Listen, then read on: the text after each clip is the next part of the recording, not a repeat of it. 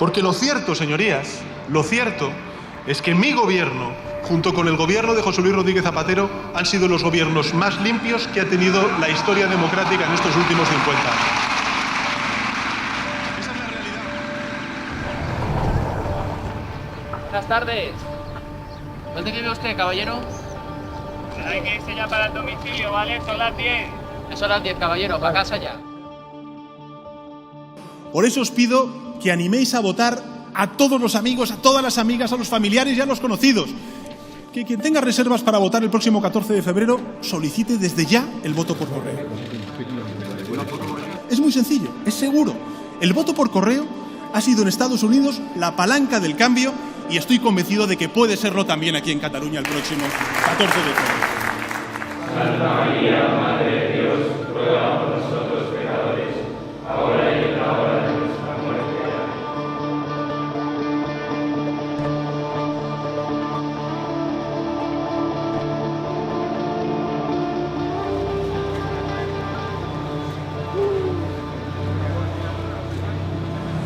Yo estoy bien, por tanto, yo lo que quiero decir es que estoy bien, que agradezco las muestras de solidaridad.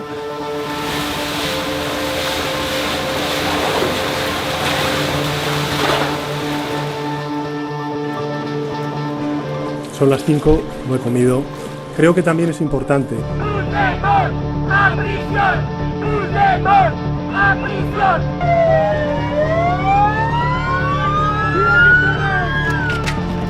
En nombre de España y en nombre del interés de España en defensa de la concordia entre españoles, vamos a conceder una amnistía a las personas encauzadas por el proceso.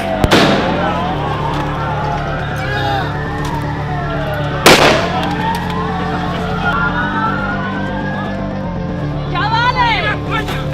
¡Viva! ¡Viva España! ¡Viva! ¡Viva España!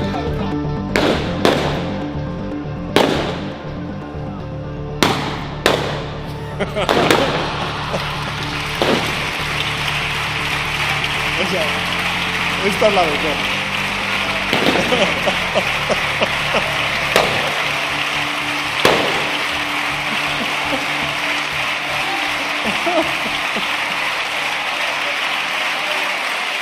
Esta es muy buena.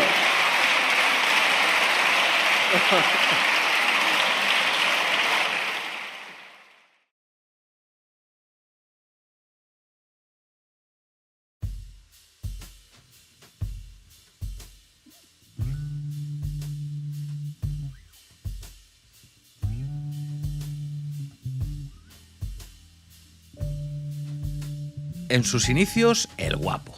¿Os acordáis de aquel primer gobierno bonito? Perro Sánchez, Doctor Muerte, El Saunas, Corrupto, Mister Yo Estoy Bien o la ya canción del verano que se corea en cualquier evento donde se junten más de 20 españoles.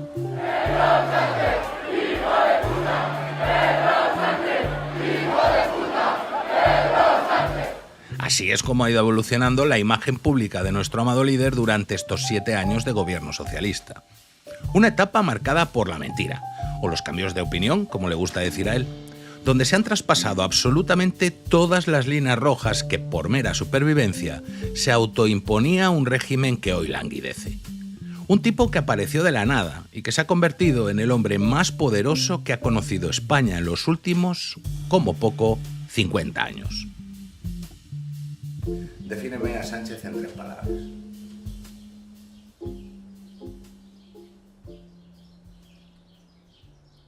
Ambición de poder desmedida. Bueno, yo creo que es un psicópata. Con una me basta, socialista. ¡Ista, ista, ista! ¡España socialista! ¡Ista, ista, ista! Pedro Sánchez nace en Madrid, en la zona buena de Tetuán, cerca de nuevos ministerios. Estudia en un colegio elitista, en el IES Ramiro de Maeztu.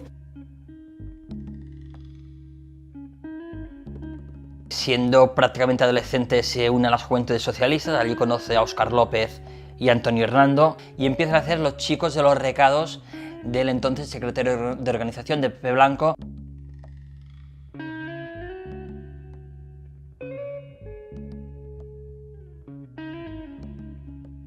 Pepe Blanco les da más confianza, les da más cosas buenas Óscar López y Antonio Hernando, y Pedro Sánchez se queda como el niño tonto. Y ahí empieza ya a tejer como una sensación de que él no puede ser menos que los otros y que él algún día tiene que triunfar. Yo le conozco cuando no era nadie. Yo entonces era director general de Veo Televisión, la televisión de unidad editorial del periódico El Mundo, y me costaba muchísimo que vinieran a nuestras tertulias gente del Partido Socialista. Y una persona me dijo, hay un tipo que ha sido concejal en el Ayuntamiento de Madrid, que es un tío que estoy seguro de que si le llamas está loco por salir en una televisión, aunque sea una televisión pequeña y tal. Luego le dieron un cargo de consejero en Caja Madrid, que ahí tuvo también sus más y sus menos, porque ahí trincaba todo el mundo sin pegar un palo al agua. Y ahí conoce a Begoña y le dice, algún día yo seré presidente del gobierno. Alguien que con 20 y tantos años te dice, algún día seré presidente del gobierno, y que no te lo dice en broma, ya te demuestra su capacidad de ambición.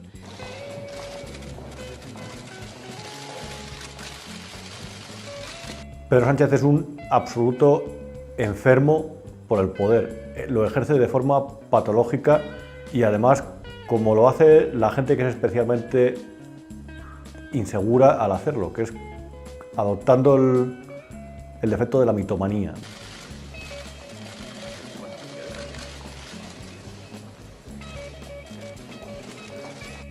Hubiera prosperado en el PQS, en el Partido Comunista de la Unión Soviética, y hubiera prosperado en el Partido Demócrata de Estados Unidos, y hubiera prosperado en el peronismo argentino, y hubiera preparado en el Baas de Saddam Hussein. Y entonces le invitamos a venir a nuestras tertulias y venía todas las semanas. Si alguna semana no se le llamaba, él te llamaba y te decía, oye, esta semana que no me han llamado. Y nos veíamos, ya te digo, cada mes y pico nos veíamos ahí en la Puerta de Alcalá, y después llegó a la presidencia del gobierno y ni se ponía el teléfono ni me contestó jamás un mensaje.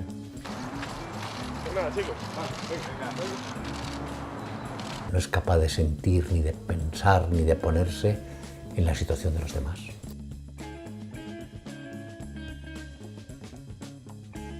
Y yo creo que esa es su gran baza, y resiste, le dan igual las críticas, le dan igual las presiones. Este tipo, que podría ser perfectamente el director de un burdel o de un negocio de saunas, es el presidente del gobierno que va a condicionar la vida de todos nuestros hijos. Siempre ha tenido una obsesión, que es ser el presidente de la Internacional Socialista. Personas de su entorno que le conocen siempre nos han dicho que esta era su máxima expectativa, llegar a liderar a nivel planetario a los socialistas.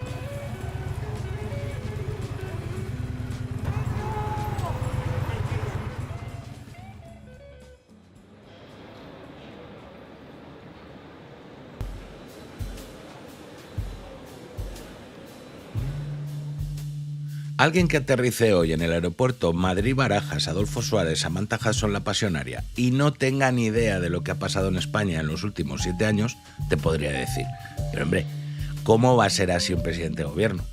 ¿Cómo puede alguien hacerlo todo mal durante 7 años? Esto es que le queréis mal y le habéis cogido envidia porque es guapo, inteligente y tiene mucho dinero, porque algo bien habrá hecho, ¿no? Bueno, preguntemos. Pedro Sánchez.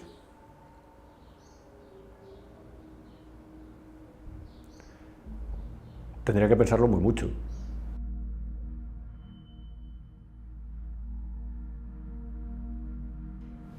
Cambiar el colchón de la Moncloa. Se debería impulsar el movimiento feminista, pero con feministas no como José Luis Ábalos, que denigra a las mujeres y al revés dice que es feminista porque es socialista. Pues he estado pensando mucho sobre esta pregunta. Digo, a ver, ¿dónde puedo sacar algo positivo? Por lo menos para que no fuera todo negativo. Y he sido incapaz de sacar algo positivo. Hay que reconocerle también los avances en materia social. No hay nadie que todo lo haga mal o que todo lo haga bien, pero hay políticos en los que las sombras pesan tanto que opacan a las luces. Fue cuando duplicó la inversión en publicidad institucional y empezaron a meter dinero en influencers también para que trasladaran su versión de los hechos. Ahí se puede decir que tuvieron éxito, porque buscaban la colaboración de la sociedad para algo que implicaba medidas como un estado de alarma, que era evidente que era una figura inconstitucional, como posteriormente demostró el Tribunal Constitucional, y es, por decir, ahí mantuvieron el orden público en un momento complejo con medidas que son, pero eso se puede decir que lo hicieron bien, porque les salió bien la jugada.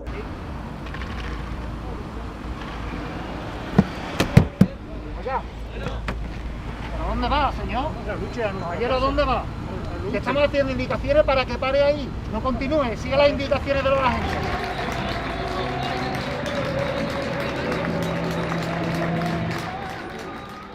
Lo único, así, que puedo decir Sánchez ha tenido éxito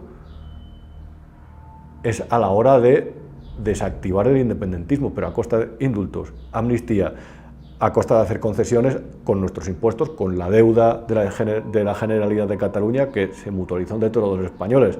Puestos a buscar algo bueno, es que es verdad que las calles no están incendiadas ahí, pero claro, si tú das al otro todo lo que te pide y asumes la dialéctica del conflicto, que es un conflicto falso, haces la pantomima del famoso mediador salvadoreño que está hablando entre las partes, claro, por supuesto, tienes éxito, pero porque has hecho una auténtica capitulación. Protegir els drets dels catalans a poder votar. Avui ja hem guanyat. Avui hem guanyat. Avui hem vençut. Bueno, lo único que ha hecho realmente bien, en mi opinión, lo único que ha hecho realmente bien es aguantar el manual de resistencia, aguantar en el poder. En eso ha demostrado, desde el punto de vista del análisis político, de lo que quedará en la historia, pues ha puesto una pica en Flandes. Señorías, comparezco, como saben, ante esta Cámara para dar cuenta del caso de corrupción que parece involucrar a los dos últimos secretarios de mi organización, del Partido Socialista. Después de reflexionar y de escuchar a mucha gente, comprendí que tirar la toalla no es nunca una opción.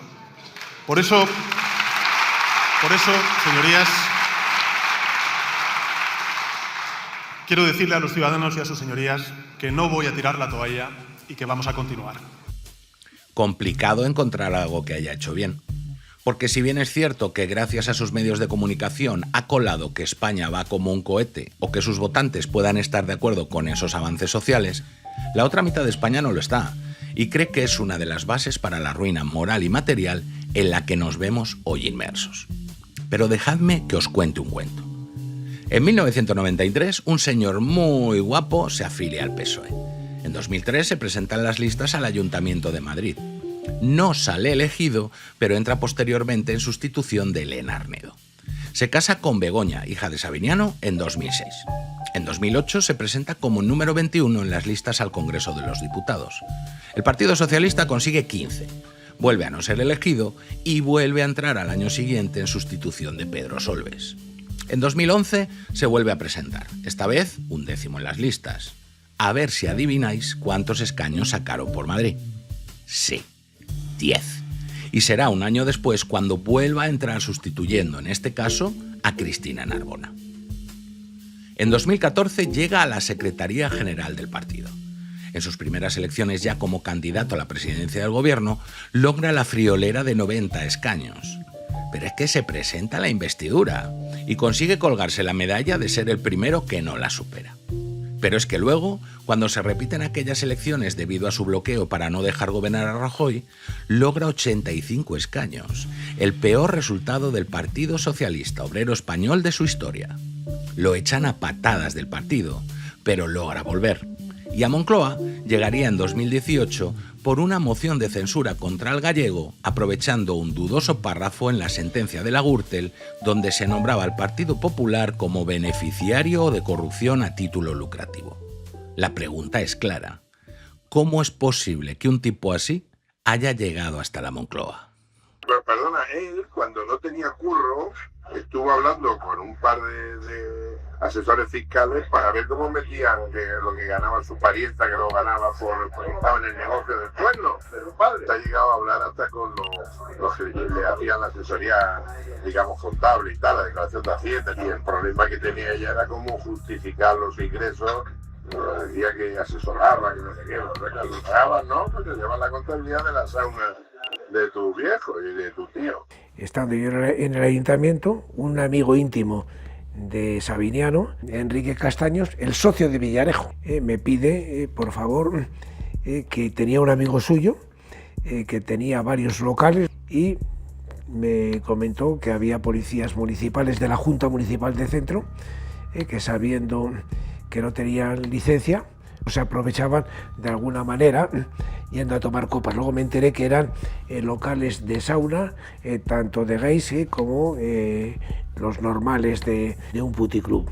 Su suegro tenía prostíbulos, algo que pues nos explota la cabeza porque ahora mismo el PSOE, su hoja de ruta después del verano va a ser intentar abolir la prostitución, cuando dentro de las filas socialistas hay consumidores de prostitución e incluso su suegro se lucró durante años, o sea, su mujer ha vivido del negocio de la prostitución. Seis, me parece que eran 6. Sauna gays había una solo, en la calle San Bernardo, muy próximo a Gran Vía, hacía casi esquina a Gran Vía, y me acuerdo que aquella sauna se llamaba Adán, la sauna Adán. La familia de Begoña, no solo el padre, sino el tío, era una familia que vivía de la prostitución. Y al cabo de 2 meses, efectivamente, se corrigieron deficiencias de salidas de emergencia, etcétera, y se les dio la licencia correspondiente, pero de una manera legal. Y es cuando Enrique Castaños, que entonces era inspector jefe del Cuerpo Nacional de Policía, me dice, bueno, pues te voy a presentar a la persona que quiera agradecerte. Si hablas con la gente que estaba con él en las primarias, su equipo más directo te lo dicen. Dice, las primarias nos fueron muy bien, las primeras, las del 14, solo hubo una cosa que perturbó nuestra campaña, que fue cuando salió lo de las saunas del suegro. Y me dice, ¿cómo te lo puedo agradecer? Y digo, pues mira, de una manera, que trates a las señoritas que tienes, trabajando en tus locales, que las trates lo mejor posible, porque muchas de ellas pues no están ahí por vicio, sino para sacar dinero y luego enviarlo a sus países, porque tienen hijos en sus países, etcétera. Hombre, ¿cómo me dices eso? Si yo soy muy católico, si yo trato a las personas muy bien. Óscar López sabe muy bien cómo fue, era director de campaña de Patxi López, se le hace un encargo, es el hombre de los trapos sucios, Óscar López, lo ha sido tradicionalmente con Pepe Blanco, con Patxi y ahora con Pedro, se va con Villarejo y tienen esa información. Y hay información de ahí que está guardada desde ese día, y seguramente sea una baza que tienen, por ejemplo, Óscar López o que tiene Patxi López para seguir en el cargo. Háganse la reflexión, ¿alguien cree que Óscar López o Patxi López están ahí por sus méritos? ¿Realmente Óscar López tiene talento para ser ministro? ¿Está haciendo una buena gestión? ¿Realmente Patxi López tiene talento para ser portavoz parlamentario? ¿O están ahí porque Sánchez les debe algún silencio? Porque ahora las cloacas son ustedes. Hoy tendría que estar aquí el señor Óscar López y el señor Patxi López para explicarnos las relaciones con Villarejo para deshacerse de Sánchez. El tema de las saunas y de las grabaciones del comisario Villarejo y de luego pues esos audios que han ido saliendo y esas conversaciones en las cuales se viene incluso a describir cómo a través de esas informaciones vaginales, ¿no? O esas presuntas, por decirlo así, informaciones, pues intentaba chantajear a jueces, fiscales, periodistas, etcétera, etcétera, etcétera. Es la España de la cloaca. ¿Qué pudo utilizar él al revés de la que tenía su suegro para las campañas? Bueno, seguramente alguna cosa debía utilizar porque Pedro tampoco es tonto. En esas épocas el comisario Villarejo se dedicaba a grabar a todo el mundo y las saunas no fueron una excepción. Todo está conectado, todo está conectado. Sin estar presente Sabiniano, me dijo Enrique García Castaños, dice, bueno, aquí sabes que grabamos, y ahí es donde ellos grababan, así me lo dijo textualmente, aquí tenemos grabados a personas muy relevantes que vienen aquí pues a su cosa. ¿Es posible que esa información de las saunas haya sido el tram político de Pedro Sánchez? Si me lo hubieras preguntado hace 2 años y medio, te habría dicho, hombre, tú también es que eres un poco conspiranoico y se te va un poco la pinza. Ahora mismo, pues tendría que responderte que es posible, sí. Ahora todo todo lo que estamos sabiendo ya y lo que al parecer queda por saber, no nos puede hacer descartar ningún escenario.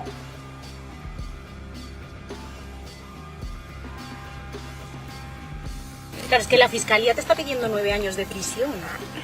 De ahí a absolver es optimista, ¿no? Entre otras cosas también resulta que el chico que vivía en nuestra casa, que era un chico que se dedicaba a trabajar como escort, donde trabajaba era en la sauna de prostitución masculina del padre de la señora del presidente del gobierno. Con lo cual, ¿qué me quiere decir? Que vamos a hacer el favor de irnos a tomar el sol, que si estamos a gusto en la playa. ¡Ole! Oye, Rafa. ¡Ole, Rafael!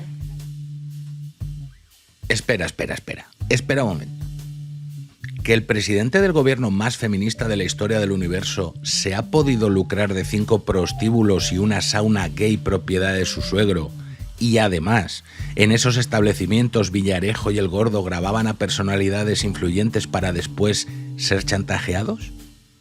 Si Sánchez no ha ido alcanzando el poder de manera normal, es inevitable hacerse la pregunta, porque lo de ganar elecciones, o al menos sin dudas, no es lo suyo. ¿Ha utilizado las grabaciones de la sauna Adán para su ascenso político? Se ha llegado incluso a publicar que esos viajes en el Peugeot 407 para embaucar a su militancia en las primarias del partido podrían haber sido financiados con el dinero de Sabiniano y sus saunas. Y si el dinero de los prostíbulos no es suficiente o los vídeos no causan el efecto deseado, siempre podría quedar la de llenar unas urnas detrás de una cortina o amañar unas primarias. O 2. Hay cosas de ese Comité Federal. Esto lo sabía todo el mundo, pero no era un rumor porque eso, claro, lo cuentan testigos presenciales. Pues creo que estas 2 horas que he pasado en Ferraz, como digo, en el hall, porque no me han dejado acceder a otras dependencias, pues me demuestran que efectivamente es más necesario que nunca un informe de la Comisión de Ética y Garantía del PSOE. Yo lo que sé es que hay incluso hasta vídeos de lo que allí ocurrió. Y hay una de las personas que está ahora mismo investigada por el Tribunal Supremo, una de las personas que más poder ha tenido el Partido Socialista, que tiene un pendrive con vídeos en el que se manipulan los votos dentro de las cortinas. Entonces, eso algún día puede salir. El partido estuvo a punto de romperse, mientras las voces pues, como de Alfredo Prudes Rubalcaba, que es un referente dentro de las filas socialistas, pedían pues, que se desbloqueara el país. Cuando gran parte de la ejecutiva rompe con él se crece. Y es verdad que Pedro Sánchez, una de las cosas buenas que tiene, es que se crece ante las adversidades. La razón o las razones de mi renuncia son bien conocidas. Básicamente, y sintetizando, estoy en profundo desacuerdo con facilitar el gobierno de Mariano Rajoy. Y volvió, gracias al Peugeot 407, a esa ruta absolutamente torrentil. Se alía de 3 grandes personas que ahora mismo están imputadas en los tribunales y confía totalmente en 2 personas de Navarra, que son Santos Cerdán, un electricista, y Koldo García, un portero de Puticlub. No eran personas que destacasen por su brillantez ni por su carrera, no, eran machacas que a él le servían.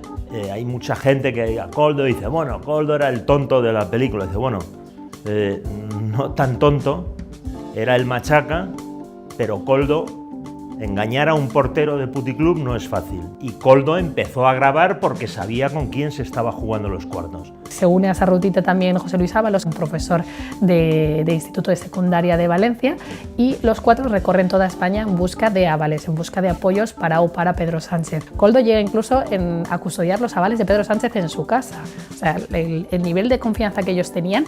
Una vecina le ofreció ducharse porque no se duchaba, porque no se separaba de las cajas con los avales. A ver, a veces también nos hacemos la imagen, ¿no?, de Koldo, Ábalos, Cerdaniel en el Peugeot y no. Es decir, seguramente quien más veces se subió al Peugeot es un desconocido, que es Paco Salazar, que fue el director de estrategia de Moncloa, luego lo llevó al hipódromo de Madrid con un sueldazo, lo volvió a rescatar en Moncloa. Salazar es una pieza muy importante para la victoria de Pedro Sánchez en Andalucía. Recordemos que si en Andalucía Pedro Sánchez no sería secretario general. Ahora hemos conocido también que amañó hasta las primarias. De hecho, Koldo le dijo a Santos Cerdán que tenían que introducir 2 votos para amañar estas primarias y que fuera el presidente en detrimento de su contrincante de Madina.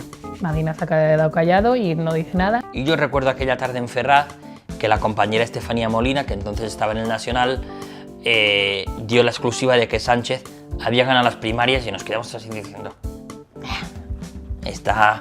se ha tomado 2 whiskies aquí delante nuestro aunque no la hayamos visto y se ha tirado a la piscina. Y no, y Pedro Sánchez ganó las primarias y nos quedamos todos con unos ojos como platos diciendo ¿y esto cómo ha podido pasar?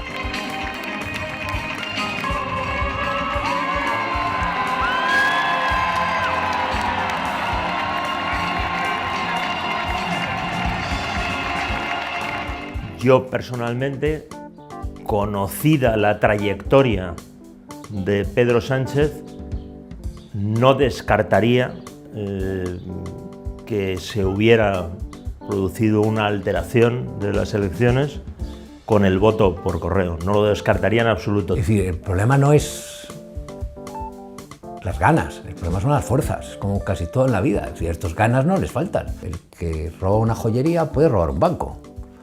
Entonces, si fueron capaces de hacerlo, y lo hicieron en sus primarias, ¿por qué no lo van a hacer a las generales? Que había intentado amañar la votación para aferrarse a la Secretaría General del PSOE aquella tarde de octubre del 16 era un secreto a voces. Lo que ya no era tan conocido es que las primarias contra Madina de 2014 también podían haberse visto comprometidas. Ni que las de su vuelta en 2017 tras el viaje del Peugeot también generaran dudas, sobre todo con el censo de participación y los militantes fantasma. Hoy también sabemos de multitud de procesos judiciales donde se denuncian irregularidades, amaño y compra de votos en distintas elecciones entre 2019 y 2023. Visto esto, ¿cómo sorprenderse de sus cambios de opinión, que el común de los mortales calificaría de mentiras? O el encamarse miserablemente con los asesinos de ETA, los independentistas catalanes que quieren quebrar la unidad territorial o cualquiera que odie España.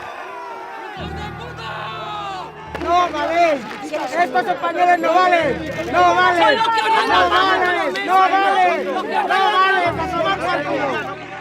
Ese gobierno sería un gobierno de coalición donde el problema sería que pues tendría que haber aceptado, por ejemplo, que el ministro de Hacienda, el ministro de la Política Energética o el ministro que se encarga de las pensiones en nuestro país, de la Seguridad Social, fuera pues una persona del círculo cercano y de confianza del señor Iglesias con poca experiencia política o de gestión pública. Sería un presidente del gobierno que no dormiría por la noche.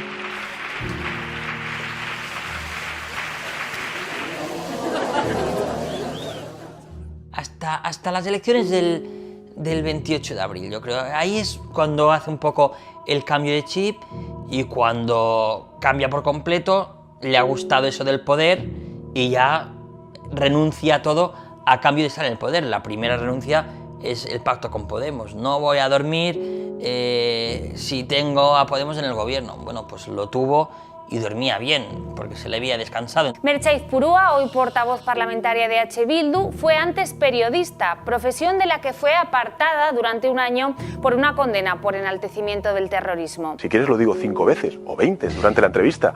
Con Bildu no vamos a pactar. Con Bildu, se lo repito, no vamos a pactar. Él, con este discurso de que viene la extrema derecha y un gobierno progresista, pacta con los herederos de ETA y con un interlocutor que era un especialista en secuestrar a la gente, como Arnaldo Otegi, y que por las tardes obligaba a los secuestrados les daba un revólver y a que jugaran a la ruleta rusa. Él decide convertir a Arnaldo Otegi en un hombre de paz.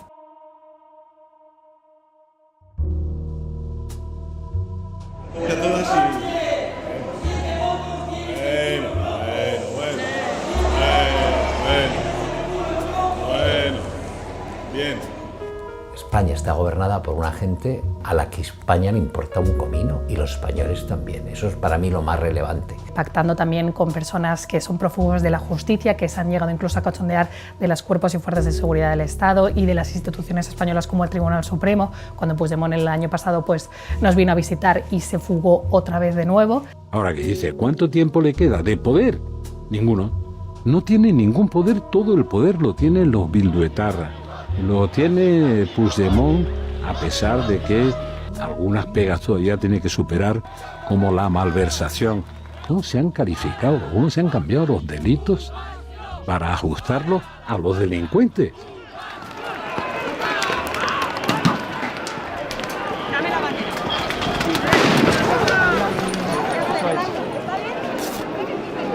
¿Dónde tiene la brecha? Es cierto lo llamativo de tener a Jessica en los medios explicando que Ábalos era su sugar daddy, o a Claudia contando que le obligaron a enseñar las tetas dentro del partido para conservar el puesto donde le habían enchufado para cobrar sin trabajar. Putas, farlopa y robar a paladas llenan páginas de periódico y horas de televisión. Es lógico, porque eso vende. Pero la corrupción verdaderamente grave va mucho más allá. La amnistía a los golpistas catalanes con las siempre presentes cesiones, el gobernar con aquel que decías que no dormirías tranquilo, o la infamia de meter a los herederos de ETA en las instituciones a decidir el futuro de todos los españoles. Eso también es corrupción. Porque para lograr mantenerte en el poder sin el apoyo de tus ciudadanos traducido en votos, debes contentar a todos tus socios parlamentarios. Y para ello necesitas asaltar todas las instituciones del Estado. Pues él, una vez dentro, lo que ha hecho es poner la maquinaria a su completo servicio, como han hecho muchos dictadores en otros países a lo largo de la historia. El Pleno del Congreso de los Diputados ha elegido a los siguientes miembros del Consejo de Administración de la Corporación RTV. Don Miquel Calçada i Olivella. Prometo exercir fidelment el meu càrrec de conseller de Ràdio i Televisió Espanyola amb respecte a l'ordenament jurídic vigent. A l'ordenament jurídic vigent en cada moment. Gràcies. Doña María Teresa Martín del Caz.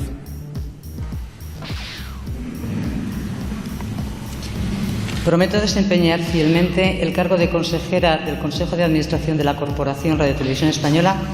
Doña Esther de la Mata Aedo. Prometo desempeñar fielmente el cargo de consejera del Consejo de Administración de la Corporación Radio Televisión Española. En aquel primer gabinete había personas independientes que le paraban un poco los pies. El CIS es escandaloso, ya lo conocemos todo. El Instituto Nacional de Estadística. En Correos es que han llegado a poner de directiva de comunicación al EIRE. A día de hoy, el gobierno que tiene, nadie le para los pies. Indra, la CNMC. Pero lo ha aplicado de una forma especialmente brutal. La han tomado al asalto.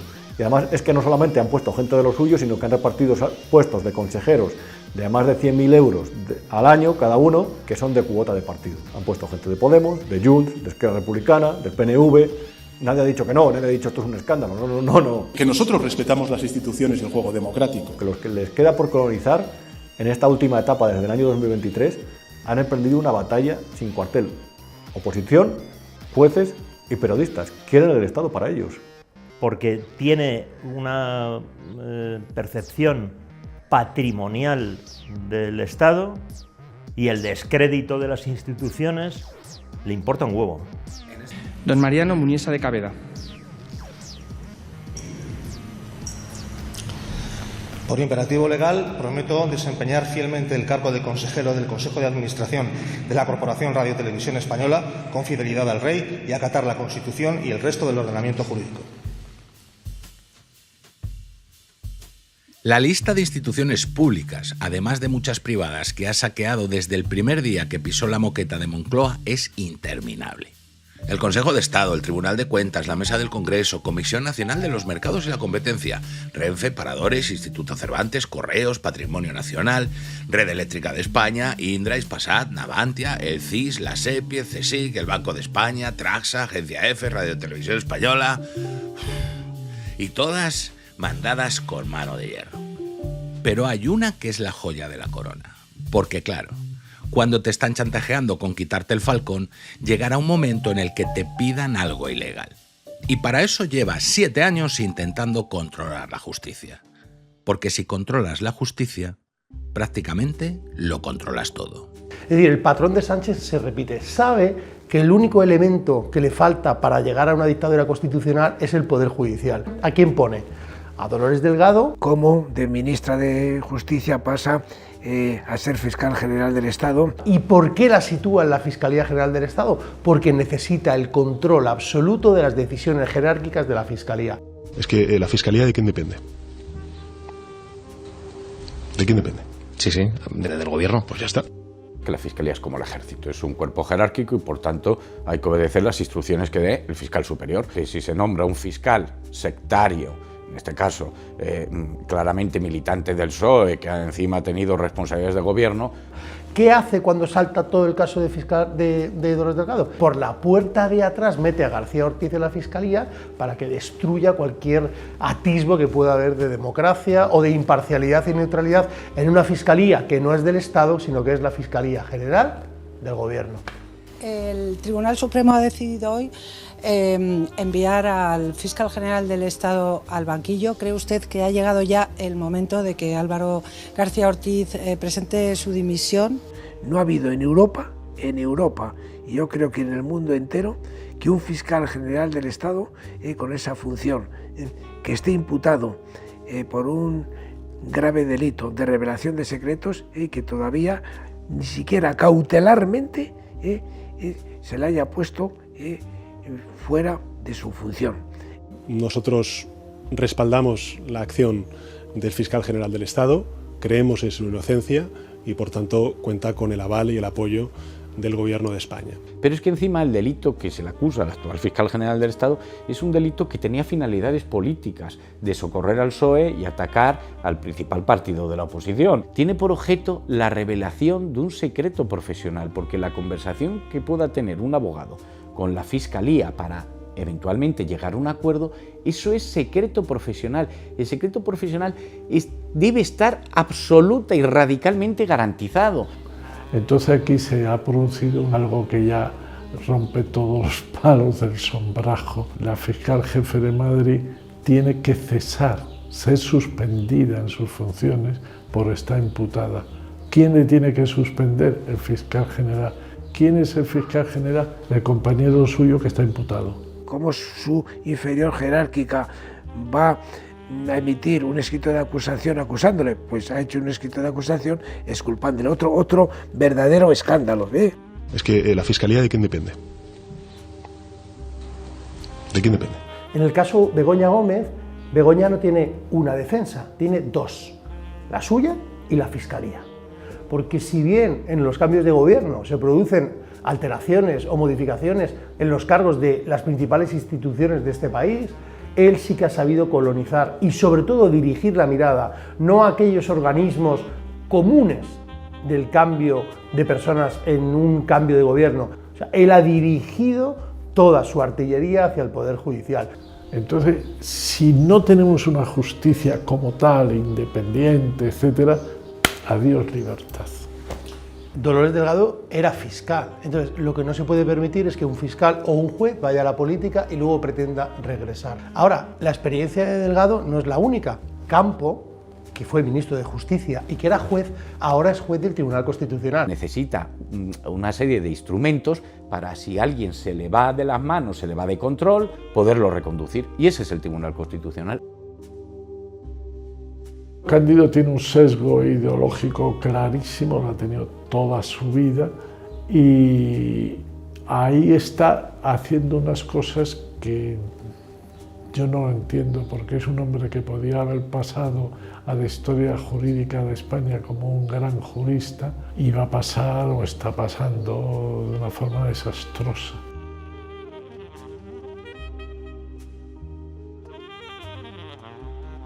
Si no existiera un Tribunal Constitucional socialista, no podría tener lugar la ley de amnistía. Es verdad que una persona que se arrepiente eficazmente de un delito muy grave, normalmente no va a pedir que se le indulte. ¿Por qué? Porque si de verdad se arrepiente de lo que ha hecho, comprende que debe pagar de alguna manera. Claro, aquí se está indultando a gente que ni hay propósito de enmienda, ni hay arrepentimiento, ni hay devolución de lo que se han llevado, ni hay colaboración con la justicia. Aquí no hay nada de eso. Aquí simplemente es un regalo porque tú eres de los míos o porque no eres de los míos, pero me interesa el voto de los tuyos. Le da el visto bueno Pedro Sánchez para llevarla al Congreso de los Diputados. Ahí se produce la segunda barbaridad. Sánchez Pérez Castejón Pedro. Sí. Montero Cuadrado María Jesús. Que los diputados de Junts y de Esquerra Republicana no podían votar por conflicto de intereses y porque eran los propios beneficiarios. Votaron y precisamente por esos votos de los diputados de Esquerra y de Junts salió la ley de amnistía. Propera parada, referéndum. Se levanta la sesión y muchísimas gracias a todo el mundo.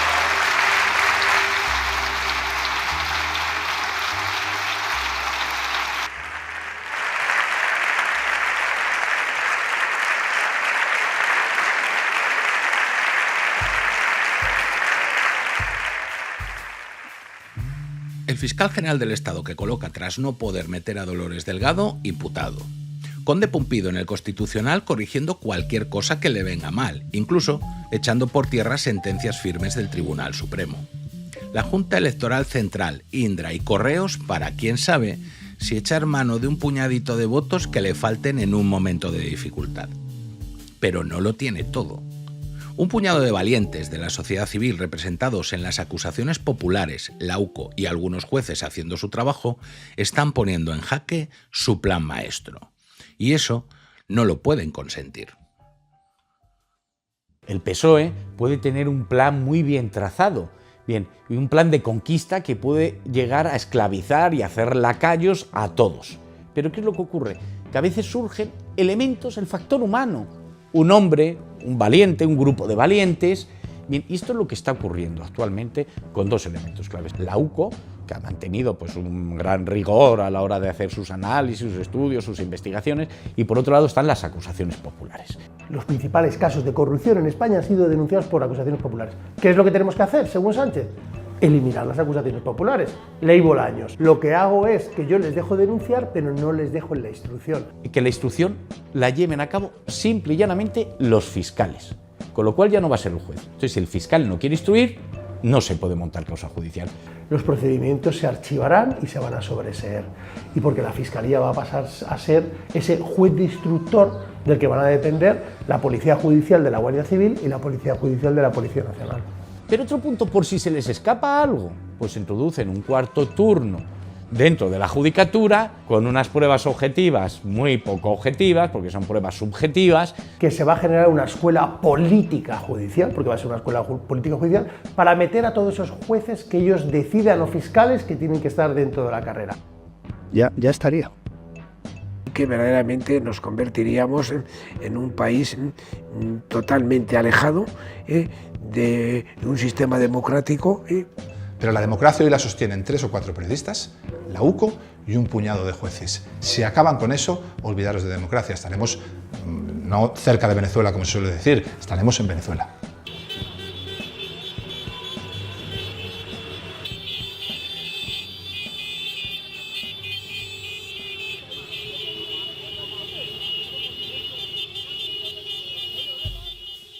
Otra de las preguntas que nos asaltan viendo todo esto es cómo puede ser posible que nadie le haya parado ante los pies.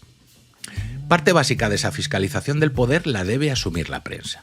Y salvo honrosas excepciones de algunos periodistas, el silencio de los otros, de los vendidos, le permitió tener una primera legislatura muy cómoda, donde hacerse con el control de casi todo el aparato del Estado, aunque nos hubieran cerrado en casa 2 veces de manera ilegal. Por mucho y grave que haya hecho, si nadie te lo cuenta, simplemente no existe. Y en ese sentido, los medios de comunicación son fundamentales para un funcionamiento democrático óptimo. La separación de poderes es básica, y no la hay. Los medios de comunicación privados los ha tomado gracias a la catarata de millones que ha repartido en publicidad institucional. Los públicos los ha conquistado al asalto.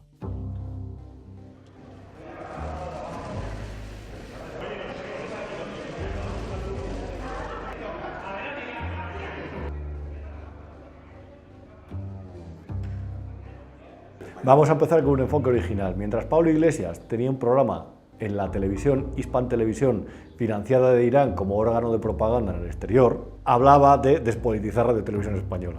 Es que suena coña, pero es que es así. Intentaron formar un consejo de administración provisional, con gente tan despolitizada como Cristina Fallarás, Ana Pardo de Vera, perfiles de ese típico, apolíticos, ya sabemos. Reclutaron a Rosa María Mateo, que no se enteraba de nada, ella mismo lo dijo, yo estaba en el jardín jugando con mis nietos y me dijeron, oye, ¿quieres venir aquí? Y dije, vale. Se elaboró un plan para prever la posibilidad de que una o varias de las sedes de Radio Televisión Española afrontasen un episodio de contagio importante. Porque la llamaban para 3 meses, se pasó 3 años y ellos tomaron el control. No hay precedente, y eso que todos los gobiernos, todos sin excepción, han controlado la radiotelevisión pública, pero la obscenidad de este gobierno es insuperable. Han hecho con la televisión pública lo que ellos querían, que era colocar a sus creadores de opinión para adoctrinar a la gente, y no es justo lo que se está haciendo con la televisión pública, que es de todos y que pagamos todos, silenciando a los verdaderos profesionales, no dejándoles hablar, amordazándoles y metiéndoles a personas del entretenimiento que lo único que hacen es hacer un retroceso en los medios de comunicación y bajar el nivel intelectual de los espectadores, que en realidad es la población de este país. ¿Qué significa, según su etimología griega, la palabra dinosaurio? Reptil gigante. No es correcto. Eso, lo que no llega al público a través de información, llega a través del entretenimiento. No te dejan tranquilo ni cuando tú te crees que te están hablando de otra cosa. El periodismo en su conjunto está en un momento de profunda crisis, sobre todo económica. ¿Qué es lo que ocurre? Para pagar la nómina en el país necesitan que el gobierno les ponga la manguera.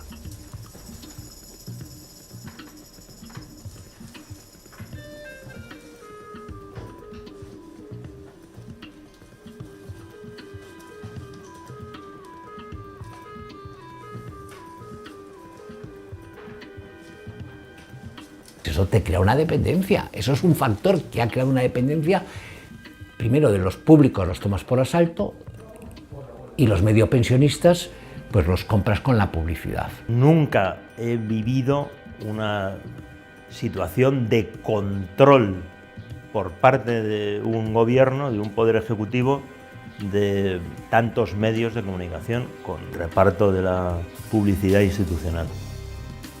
Siempre que te pones a su mensaje, para contar realmente lo que hay, ya te empiezan a sacar cantares.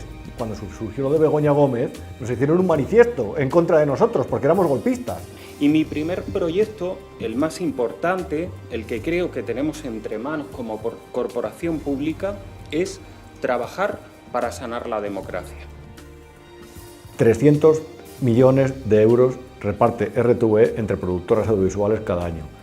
Ahí está la clave. Cómo se premian con tertulias televisivas en medios afines a personas que apoyan al gobierno, y a los otros se nos intenta silenciar, se nos hace una persecución, se nos intenta restar credibilidad e incluso llegar a vetarnos en los medios en los que ellos tienen mano. ¿Podríamos hacerte una pregunta? ¿Cómo llevas tener que estar defendiendo un gobierno cercado por corrupción? ¿Qué haces? ¿Pero qué haces? ¿Cómo llevas tener que defender un gobierno cercado por tantos casos de... ¿Pero qué haces? ¿Pero qué haces? ¿Qué haces? ¿Qué haces? Que sí, que no te estoy diciendo nada, pero ¿cómo llevas tener que estar... Se nos está quedando una España preciosa, ¿eh? Y eso, que todavía no hemos entrado a analizar ninguno de los tantísimos casos de corrupción que tienen ahora mismo a Sánchez acorralado. Corrupción. Para la mayoría de los españoles, meter la mano en la caja y llevárselo calentito. Pero no. No solo eso es corrupción. Corrupción es la amnistía. Corrupción es no mandar al ejército a Valencia mientras la gente se ahogaba para perjudicar a tu rival político. Corrupción es hacer lo que te ordene Marruecos, porque quizás pueda tener información lograda gracias a un software israelí que le robó datos a los móviles del presidente, del ministro del Interior y de la pájara de defensa. Corrupción es adoptar medidas dictadas por terceros países o entidades supranacionales a sabiendas de que no es lo mejor para tu nación ni para los ciudadanos a los que te debes. Y como la lista también empieza a ser interminable, vamos a hacerlo fácil y sencillo. Empezamos con la corrupción en política exterior.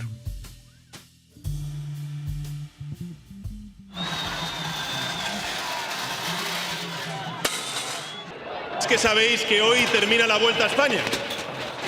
Nuestra vuelta. La Vuelta Ciclista a España. Y vaya por delante nuestro reconocimiento y respeto absoluto a los deportistas. España hoy brilla como ejemplo y como orgullo. Ejemplo ante una comunidad internacional donde ve cómo España da un paso al frente. Así que vivan los derechos humanos y viva el pueblo español. Digámoslo con orgullo y con ejemplo, que es lo que somos ante el mundo.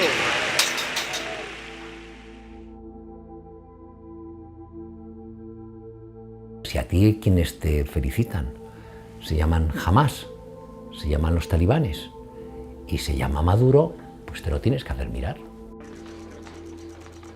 Lo más grave es la corrupción de los líderes por parte de potencias internacionales. Eso elimina el concepto de soberanía. Antonio Hernando, del secretario de Estado de Telecomunicaciones, a las órdenes de Óscar López. Óscar López es un hombre de Pepiño Blanco. Pepiño Blanco es el consejero delegado de Acento. En un momento, además, en el que la Unión Europea está intentando vetar el acceso de Huawei a sus redes de 5G por una cuestión de seguridad, estamos hablando de seguridad militar también, y nombran a este señor secretario de Estado. La vicepresidenta de Huawei España era Tisa James, que es la pareja de José Manuel Álvarez. ¿Sabéis dónde está Tisa James? De consejera de Hispasat. Reitero, seguridad militar. Que es un factor constante que no se puede olvidar. Se están forrando. Y ahí se están forrando los actuales y los que gobernaron en tiempo de Zapatero. Desde el año 2015, el Departamento de Seguridad de Moncloa recomienda que todos los transportes y la movilidad de quien ostenta la presidencia del gobierno se hagan por medios aéreos. Entonces los viajes a Dominicana no son ajenos a que Caracas está a 40 minutos de Santo Domingo en avión. Es la isla, el paraíso fiscal, donde hay todavía secreto bancario, donde es muy complicado investigar sin órdenes judiciales, porque es una incógnita todos los vuelos del Falcon que han llegado hasta allí, todas las escalas que han hecho dirigentes del Partido Socialista, como José Luis Rodríguez Zapatero. Cuando yo llego a República Dominicana, lo que me encuentro ahí, aparte de encontrarme a todos los condenados del caso Malaya que están haciendo inversiones ahí después de haber salido de la cárcel y tal, pues yo ahí también lo que me encuentro es a José Bono, a concejales, a diputados del Partido Socialista, a Felipe González, a gente que le han dado la nacionalidad, los gobiernos de ahí, dirigentes españoles. Eso a mí me consta que José Luis Ábalos quería jubilarse en República Dominicana. La fortuna que ha acumulado alguien como Pepe Blanco, como Pepiño Blanco, la que está acumulando alguien como Zapatero o la que tiene Bono, solo es explicable por el sistema este de comisiones, de mordidas en mercados exteriores. Es decir, y dentro de los suministradores de dinero ha sido clave el sanguinario, el torturador, el dictatorial régimen chavista. En cuanto firmen con la petrolera de uno, ¿vale? La mitad es tuyo, al mes. Firman un contrato para suministrar, ¿vale? Un petrolero, ¿vale? Todos los meses llevando bruto, ¿vale? Yo entiendo que el tema de las putas es muy divertido para el lector que quiere entretenerse, pero aquí lo relevante es lo que se desliza de cuestiones como que Koldo le diga a Ábalos que hay una petrolera venezolana que está dispuesta a pagar $500.000 de euros en comisiones.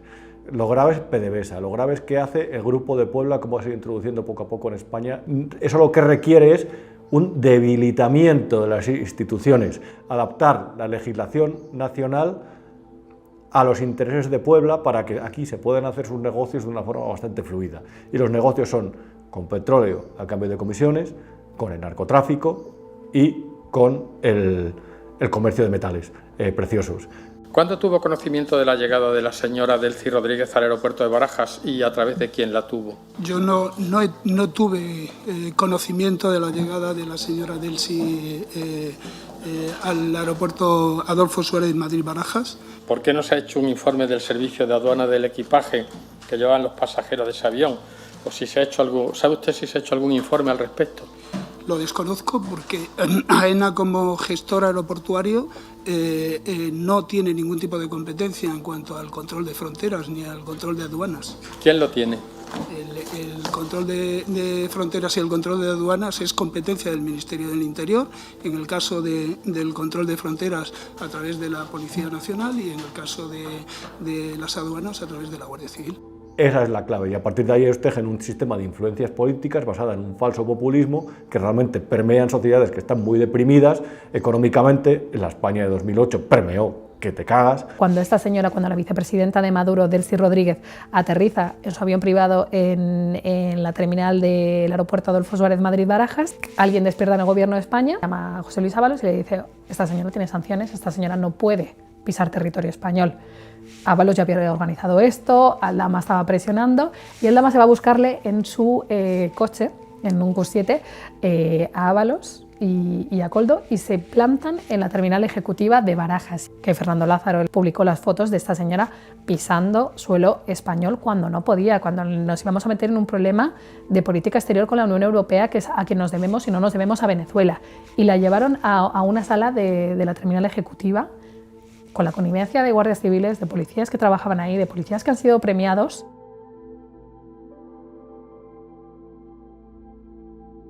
Y esto se conecta a la causa de Begoña Gómez, porque Begoña Gómez y Víctor de Aldama tienen un nexo en común, que es Javier Hidalgo, hijo de Pepe Hidalgo, presidente de Europa, y que ahora mismo controla la compañía de aquella manera.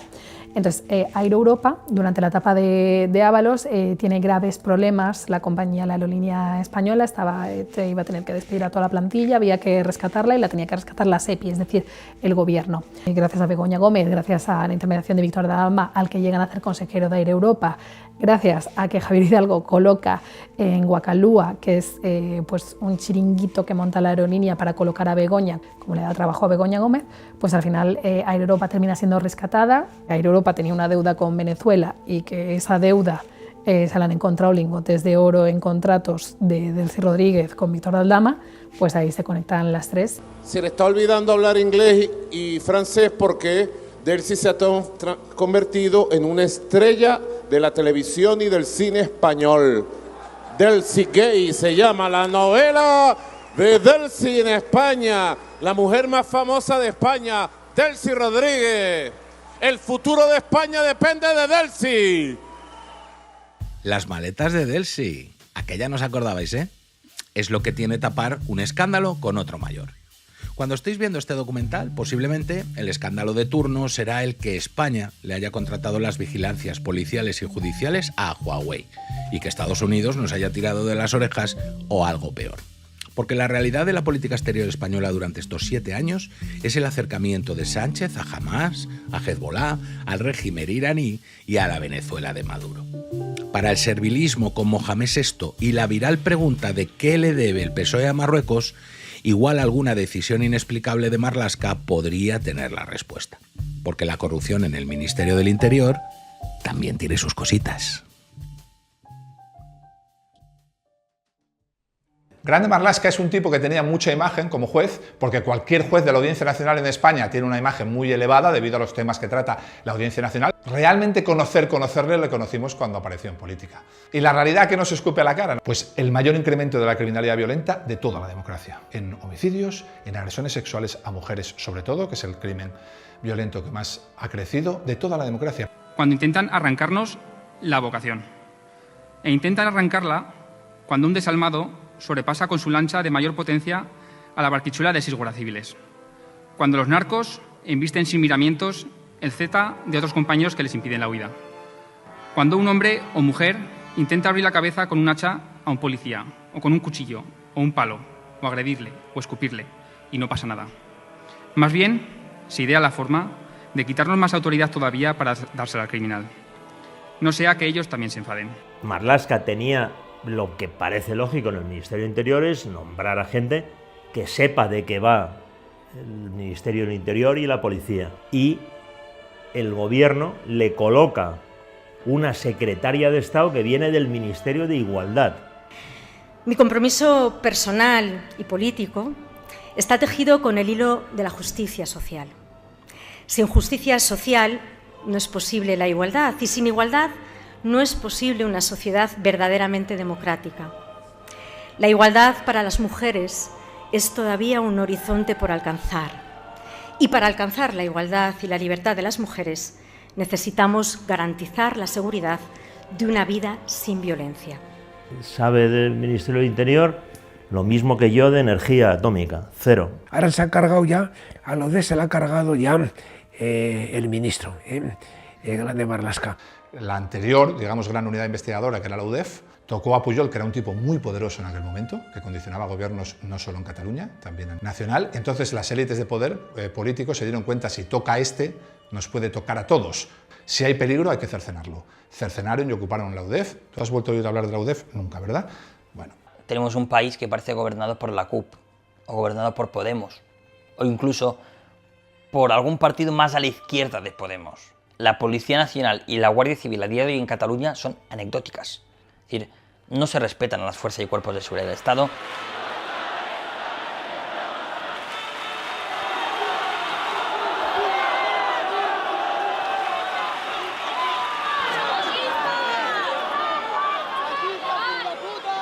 No tienen la dotación económica que deberían tener para investigar, no tienen los recursos, no tienen incluso el material necesario para actuar en la calle. Se les da órdenes en manifestaciones específicas de actuar en una u otra dirección y no siguiendo criterios técnicos, sino siguiendo criterios políticos.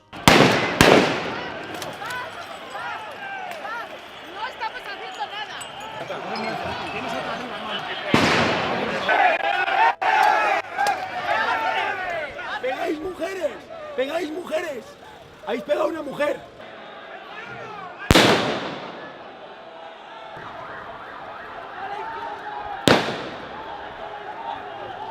¿Por qué se desmantela Oconsur? Oconsur es la primera unidad antidroga europea que estaba venciendo al narco. Nosotros teníamos un método tradicional de enfrentarnos al narco, que es que los políticos cada 6 meses preparan una macrooperación, te incautan 50 toneladas, por el otro lado están entrando 500, ¿vale? Pero ellos ya tienen una rueda de prensa, unas estadísticas, el delegado del gobierno, el director general, el ministro, las medallas que se reparten, los mandos policiales que reciben esas medallas porque han estado al frente de las operaciones. Al final es un negocio redondo, no hay mucho riesgo, no hay mucho coste, solo hay recompensa política. 10, 12 detenidos, petaqueros, lancheros, ayudantes. Pero yo creía que no sabíamos que eran ustedes. Perdonadnos, por favor. Si soy policía no tenemos ningún problema. Los verdaderos narcos, en sus apartamentos de París y en sus chalets de Miami, se reían de nosotros. Y aparece Oconsur. Dicen, no, esto no se hace así. Aquí hay que ir por los delitos conexos, hay que ir por dónde acaba el dinero, hay que seguir el rastro de la capacidad económica de esta gente y hay que llegar a la cabeza de la hidra. Esto nos va a llevar años, pero vamos a poder conseguirlo. Empezaba a tener resultados. Y cuando estábamos a punto de llegar a la cabeza de la hidra, llegó Marlaska y disolvió la unidad. Cómo se cargó Oconsur con un problema tan formidable como es el problema del narco en la línea y Algeciras y alrededores. Es una decisión insólita, pero es que todo es insólito en relación con esta gente. Porque es evidente que lo hace a conciencia, pero sabe el coste en imagen que supone para él. Entonces, para revertir ese coste, Marlaska se va a Cádiz y nos vende el cuarto plan contra el narco. Da una rueda de prensa, dice que estamos ganando la batalla, dice que tenemos medios materiales suficientes y personal humano suficiente. Al día siguiente de esto, aparecen narcos haciendo trompos en el puerto de Barbate. Era reírse del ministro, no se podía consentir, evidentemente. Y entonces es cuando empieza esta cadena de decisiones, que siempre nace en el nivel político, que acaba en un coronel, en un general que llama a los funcionarios, compañeros que están en el propio puerto, y les dice aquello de salid ahí y haced lo que podáis, a tipos que habían jurado servir hasta morir. Con esa mierda, por lo que tienen, claro, lo que tienen aquí, ¿qué tienen? No tienen otra cosa. sea, que le vale, que le vale, que le vale. Hostia. Si te matan a 2 guardias civiles, te los hacen picadillo en Barbate, tú esperas una reacción, primero, mucho más honorable de la Guardia Civil. Ahí no ha asumido responsabilidad ninguna. La única que tuvo huevos en toda esa historia fue la viuda de uno de los asesinados, la única. Más ella que todo el cuerpo junto. Miren aquí el cachondeo, de esta lancha de mentira. ¡Dispara la Piolín! ¡Dispara la Piolín! Mira, lo comió. Se estaban riendo de ellos. Se estaban creando oleaje con sus motores alrededor suyo para reírse de ellos. Pues si no teníamos capacidad de abordar, disuadir o detener, ¿qué hicimos ahí dentro? Allí salimos a proteger el discurso del ministro. Salimos a proteger el discurso político del día anterior. Eso fue lo único que salimos a hacer allí.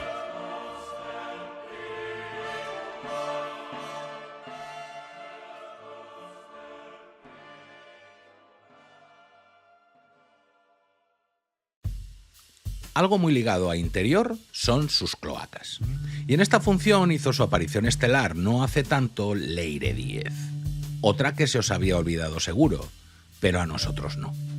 Una señora a la que ponen en Correos y que ya fue señalada como posible amañadora de elecciones. Pero es que además, Leire se dedicaba, según sus propias palabras, a buscar información de los jueces y los responsables de la UCO que estaban instruyendo las causas contra Begoña y el hermanísimo, para así poder desacreditarlos, extorsionarlos o algo peor.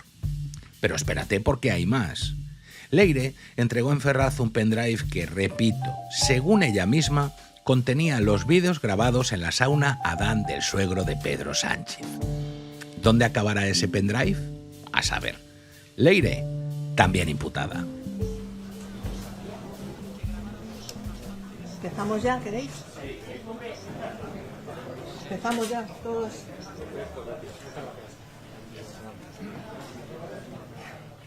Leire va cada semana a la sede de Ferraz a reunirse, a tener reuniones con el Partido Socialista para proporcionarle la información que ya ha ido recabando durante toda la semana. Incluso ha llegado a viajar fuera de Madrid para intentar obtener información sobre los jueces que investigaban al entorno del presidente del gobierno, los jueces que investigaban al Partido Socialista, e incluso ha tratado de recabar información sobre altos cargos y mandos de la Guardia Civil que investigaban la corrupción del PSOE, como el coronel Antonio Balas, que jamás debería haber perdido el anonimato, ya lo quería muerto, como otras personas que también han investigado esta corrupción. Esas grabaciones en efecto son para extorsionar a jueces que están investigando casos de corrupción del PSOE, pero también sirven para extorsionar al propio PSOE. ¿Por qué? Sin entrar a dar nombres y detalles, pero hay algún empresario que tiene causas abiertas en la Audiencia Nacional. Entonces hay sospechas de que tuviera grabaciones incriminatorias del PSOE, y lo que podría querer es que el PSOE logre parar esas causas. Bien, y a cambio él no hace públicas esas grabaciones. Pero Sánchez siempre se ha jactado de que el PP había llegado al poder a través de las cloacas, a través de las grabaciones del comisario Villarejo, de que existía una policía patriótica. Eso también es un discurso que asumió mucho Podemos, que difundía bulos sobre ellos. Con el Partido Popular vivimos unas cloacas que eran igual de horrorosas, igual de insoportables, pero que eran de una cuestión interna. Ahora se están utilizando los resortes del Estado para ir contra la oposición. Son cosas completamente distintas. Y no solo contra la oposición, porque también se ha ido contra los socios. Es decir, ahora estamos viendo prácticas más similares a las de países como Venezuela o Rusia que a las de un país democrático. Y con eso no estoy acusando a nadie, es un hecho. Ese tipo de fontaneros te pueden destrozar un país, te lo minan por dentro.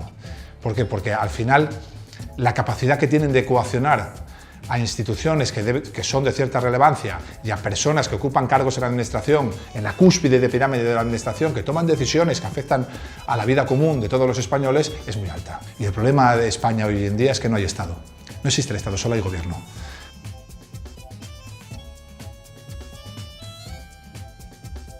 Yo le digo lo que mi paisano, Séneca le dijo a Nerón: el poder que tienen sobre mí es el miedo que yo les tenga. Yo no les tengo miedo. Villarejo no es la excepción, Villarejo es la punta de lanza del modelo. No hay un Villarejo. Villarejo se ha hecho famoso por lo que se ha hecho famoso. Hay muchos Villarejos. Este tipo de operaciones de fontanería, que los americanos llaman Black Ops, se han hecho toda la vida y por todos los gobiernos. Pero los americanos, cuando hacen Black Ops, ponen a gente de nivel. Este gobierno ha puesto una Charo a hacer esas Black Ops. Ni me van a intimidar, ni voy a renunciar a mis convicciones.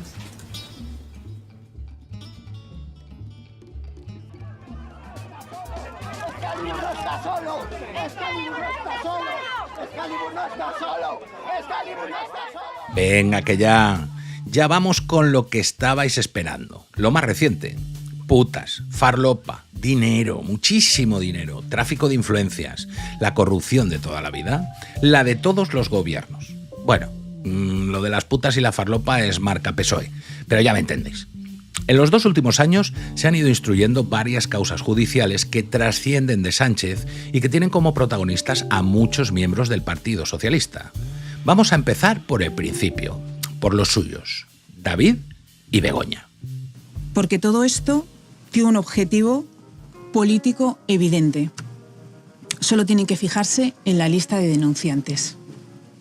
Y por esta razón, y aconsejada por mi letrado, me voy a acoger a mi derecho a no responder a sus preguntas.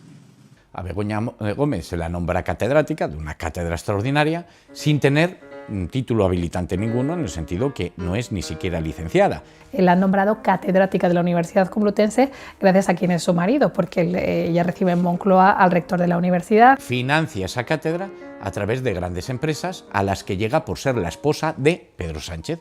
Bueno, pues ahí hay tráfico de influencias, si pudiera haber algún tipo de prevaricación o irregularidad en el nombramiento, pero a continuación, con esos medios económicos, se acuerda, bien, pues elaborar un software, un programa informático. Se hace con un contrato también público, saca licitación 60.000 euros para financiar este software. Y ese programa informático que han elaborado estas empresas en acuerdos firmados con la Universidad Complutense, bien, se lo inscribe Begoña Gómez a su propio nombre, es decir, puede haber apropiación indebida. También consigue contratos en Air Europa, aerolínea descartada por el gobierno.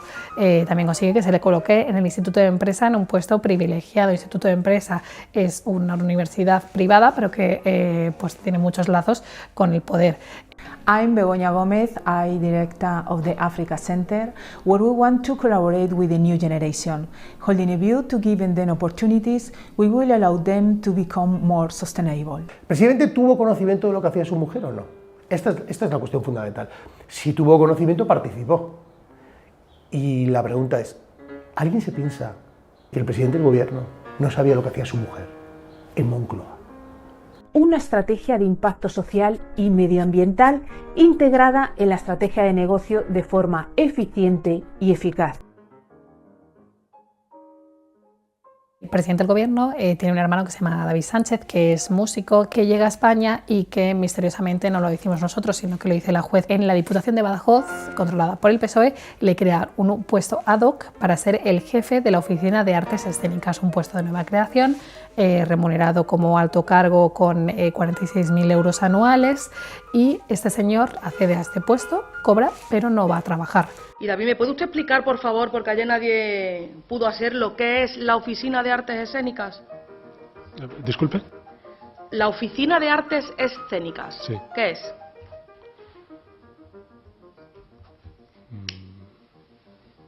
Ni tiene despacho, ni tiene ordenador.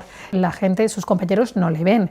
Él dice que hace trabajo telemático, sin embargo, muchas veces está fuera de España. Incluso reside en el Bas, reside en Portugal, un pueblo que está a 15 minutos de Badajoz.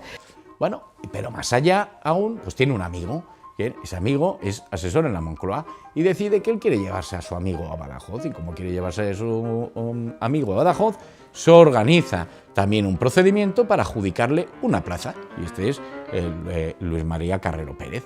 Esta investigación también ha derivado en la imputación del expresidente de la Diputación, de Gallardo. Este señor está intentando burlar a la justicia. Lo que hace cuando le propone la juez para ir a juicio es aforarse, es meterse dentro del partido, obligando a otros diputados a renunciar a su acta para él protegerse judicialmente.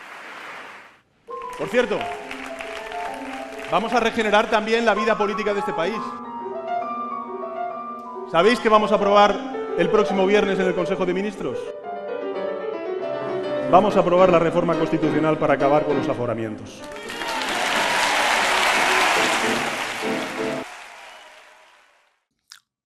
Alucinante cómo Sánchez es capaz de mover todos los hilos. La historia sería que el señor Google, el señor Indra y el señor Telefónica deciden, sin mediar presión, recomendación o prebenda de Moncloa, diseñar un software para una cátedra que consiguió Begoña de la Complutense sin tener titulación. No sé, suena a estafa privó. Y al hermano también. Llega a trabajar, bueno, trabajar igual no, llega a cobrar de la Diputación de Badajoz sin aptitudes para el cargo que le dan. Y cuando les pillan, el presidente de la Diputación que le da ese cargo se salta a tropecientos que estaban antes que él para entrar en el gobierno regional y así poder aforarse.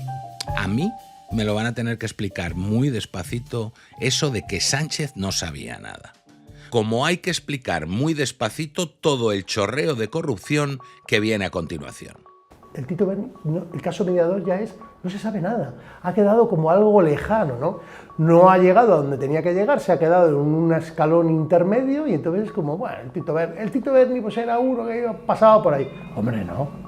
Es un diputado que se llama Bernardo Fuentes Curbelo, alias Tito Berni, diputado del Congreso, el cual empieza pues, a consumir prostitución, cocaína, empieza a darle contratos públicos a personas de su entorno, se hace con un guardia civil, el general Espinosa Fuentes, que le ayuda también a adjudicarse estos contratos, al cual le soborna. Bueno, el Tito Berni ha acabado con un caja fuerte del inspector jefe que investiga, donde al parecer se le roban las pruebas de la comisaría y donde se le va a interponer una pena de 1 año.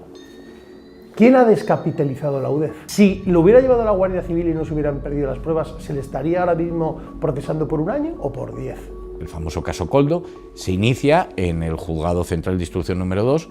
¿Y qué consiste? Pues lo mismo, muy sencillo, ahí lo que hay es mucho dinero por medio, en tanto en cuanto en la época de la pandemia, bueno, pues se necesita comprar mascarillas o luego los test famosos PCRs y entonces hay una serie de empresas al que se les van adjudicando por parte de la administración, de diferentes sectores de la administración, compras, concursos, bien, a cambio de mordidas, bueno, pues de unas cantidades económicas muy fuertes. De ese asunto se deriva otro, que es el caso Ábalos, que está en el Supremo. ¿Por qué? Porque al final se ve la implicación de Ábalos en todo este negocio de las mascarillas y el Tribunal Supremo pues inicia una serie de investigaciones, bueno, con colaboración lógicamente de la UCO, y de ahí se desprende muchísimo más, pues que tenía amigas, bueno, pues que metía en la administración, se le hacían contratos, no iban a trabajar, pero claro, se empieza a ver, bueno, pues que cobra en chalés, o que cobra en pisos, o que cobra de diferentes maneras.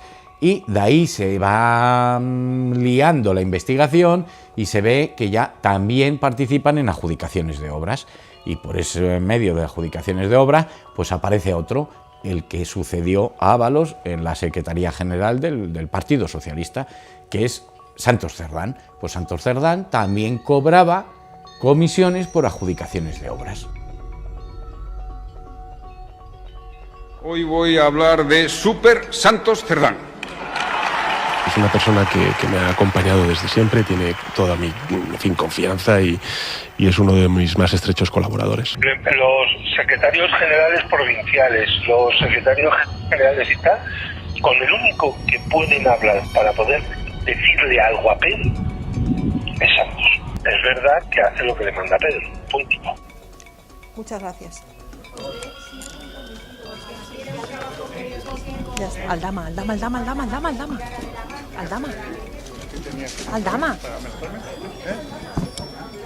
Explica.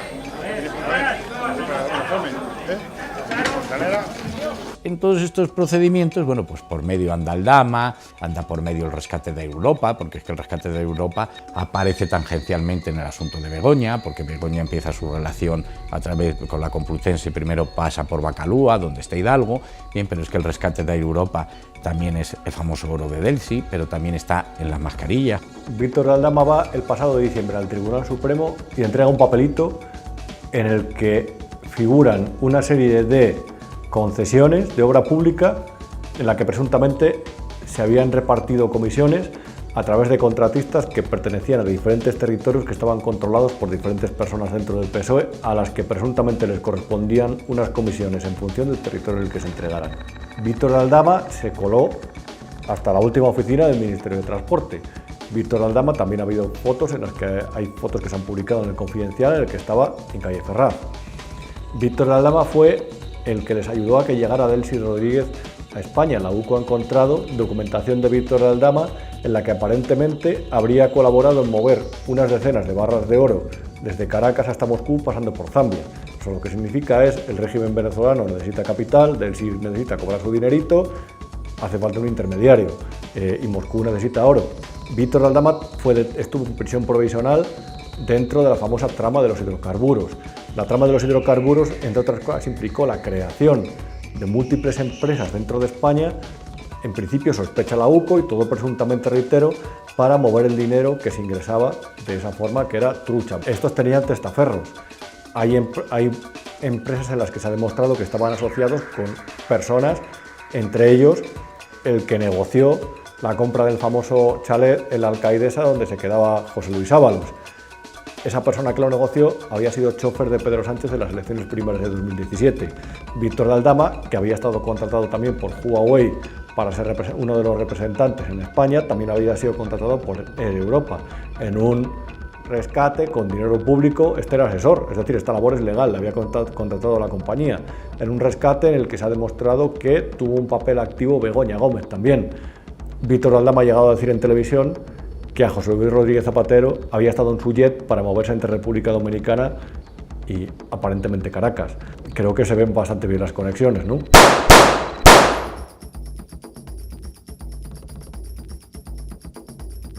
Caso de hidrocarburos, que está en el juzgado central número 5, hay acto huir, además, son varias las acusaciones populares, llevamos la defensa de todas las acusaciones populares. ¿Qué es lo que sucede ahí? Otro tanto de lo mismo, anda mucho dinero por medio.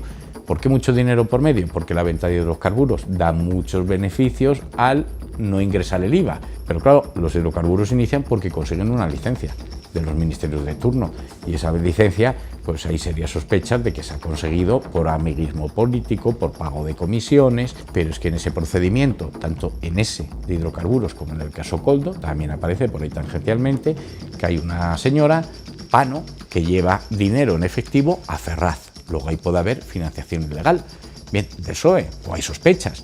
Esas sospechas se afirman aún más o reafirman en el Tribunal Supremo, la causa Ábalos, que ya ha dejado de ser la causa Ábalos para ser la causa PSOE.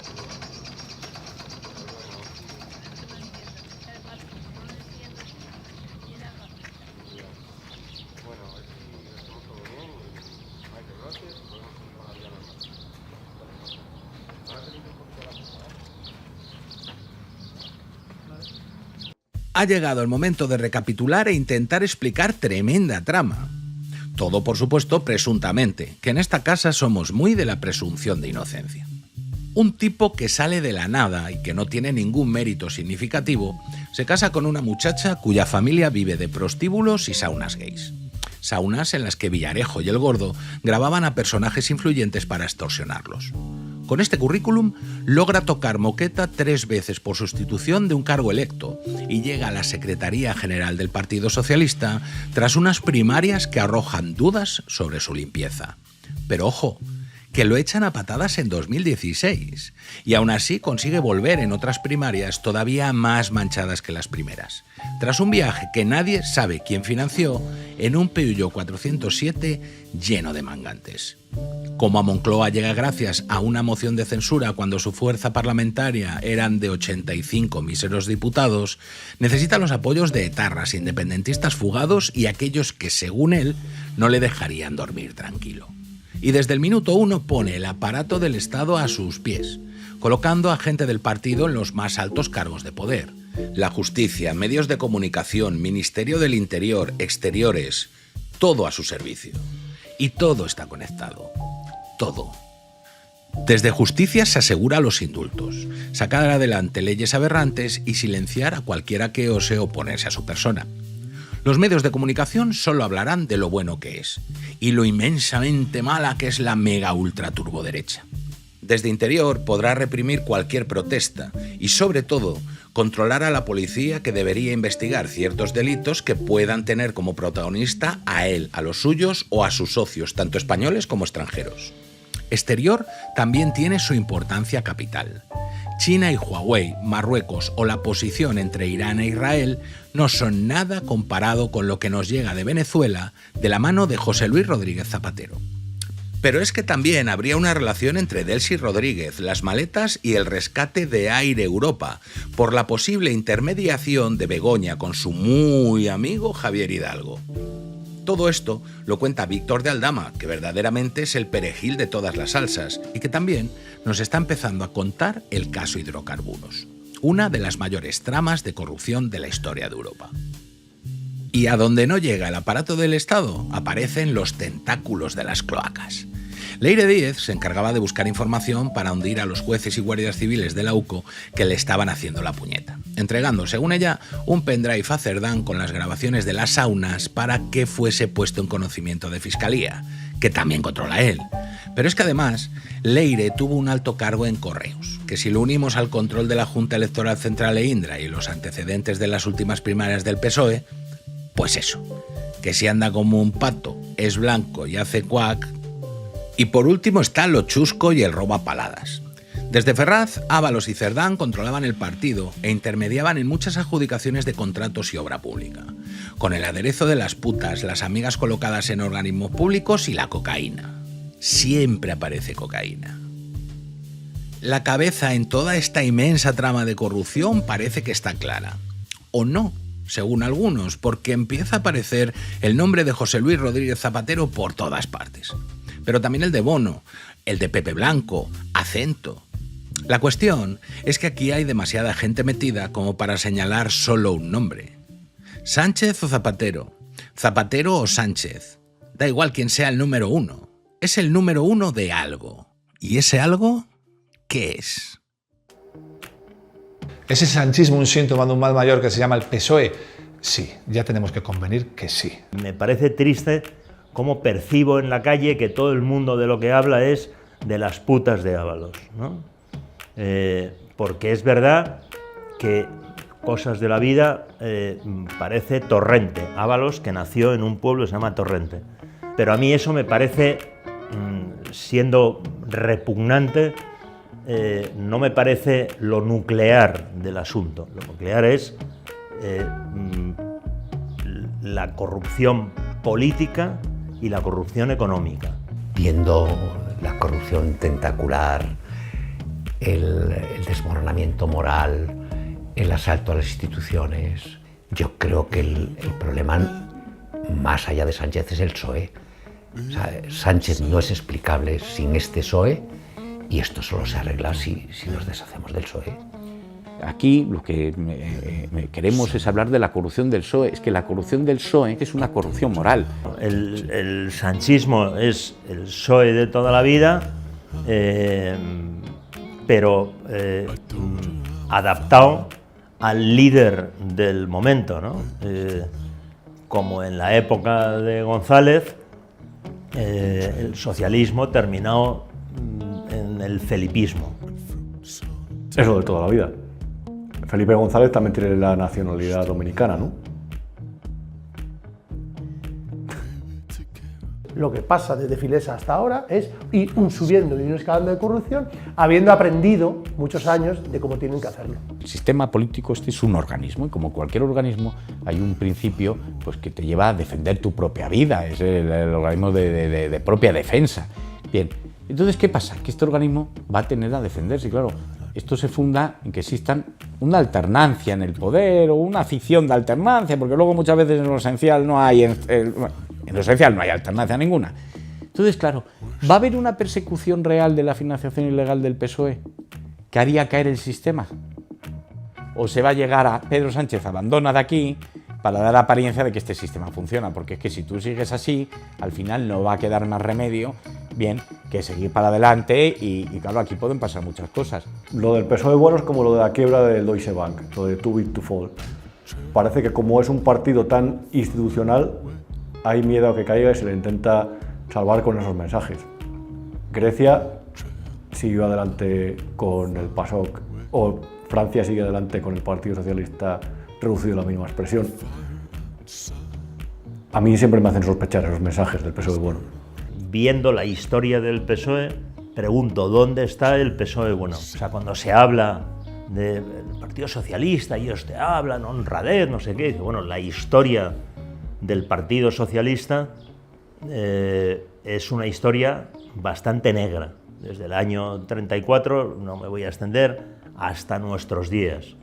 Es una historia que ha estado salpicada de sangre, que ha estado salpicada de muerte y que ha estado salpicada de corrupción. ¿Cabe la posibilidad de ilegalización del PSOE? Yo pediría la ilegalización del Partido Socialista. Han metido la mano en la caja desde que son partido, tienen una historia criminal a sus espaldas que empiezan a principios del siglo pasado, que tiene golpes de Estado, que tiene mucha sangre vertida, que tiene incluso en periodos de gobierno democráticos o supuestamente democráticos como el republicano, persecuciones que acababan con la vida de personas por pensar diferente o simplemente por ser religiosos. Tiene 40 años de silencio absoluto por cobardía, que son los 40 años de la dictadura franquista, donde estaban ni se les esperaba, y luego de repente reaparecen en la democracia, elevados por todas las élites económicas de este país, para anunciarnos un mundo nuevo. Mira, que vayan a engañar a su padre. El PSOE es pura degradación moral, que va seguida generalmente de degradación económica y desde luego de un escenario cultural que nos aboca a un mundo muy difícil de aceptar, porque es un mundo que choca frontalmente contra todo aquello que construimos para convertirnos en la civilización más libre y próspera que ha conocido la humanidad.